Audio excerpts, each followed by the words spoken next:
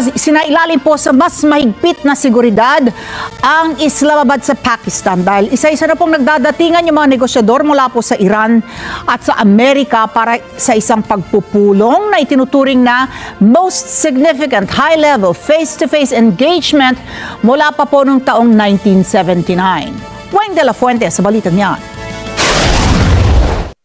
Nagsisidatingan na sa Islamabad ngayong Biyernes ang mga negosyador mula sa Iran at Amerika para talakay ng mabuway na 2 linggong ceasefire sa pagitan ng dalawang bansa.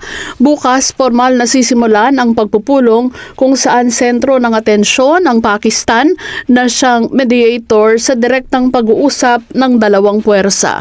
Isinailalim sa mahigpit na seguridad ang Islamabad habang hindi pa rin isinasa publiko ang agenda ng pag-uusap. Sinabi ni Pakistani Foreign Minister Ishaq Dar na lahat ng delegado, kabilang ang mga journalist, ay bibigyan ng visa sa kanilang pagdating sa bansa. Naniniwala naman si Ishtaq Ahmad, International Relations Professor Emeritus sa Quaid-e-Azam University sa Islamabad, na matamang binabantayan ng buong mundo ang magiging resulta ng pag-uusap, lalo't nakadepende dito ang kinabukasan ng rehiyon. Malaki ang naging papel ng Pakistan sa 2 linggong tigil putukan.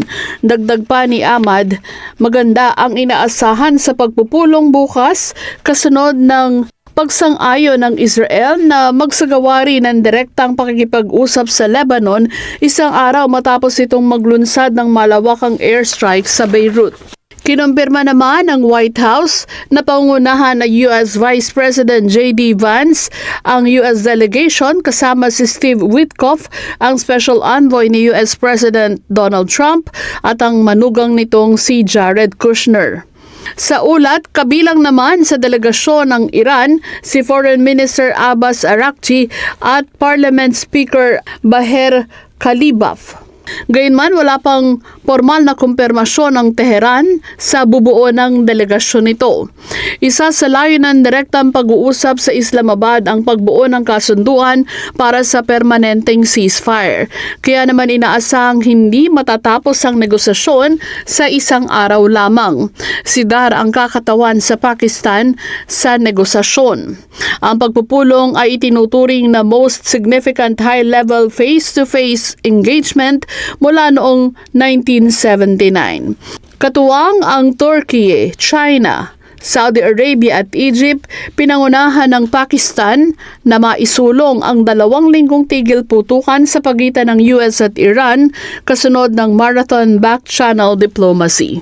Ako si Wayne De La Fuente para sa Mata ng Agila, matatag, matapang, matapat.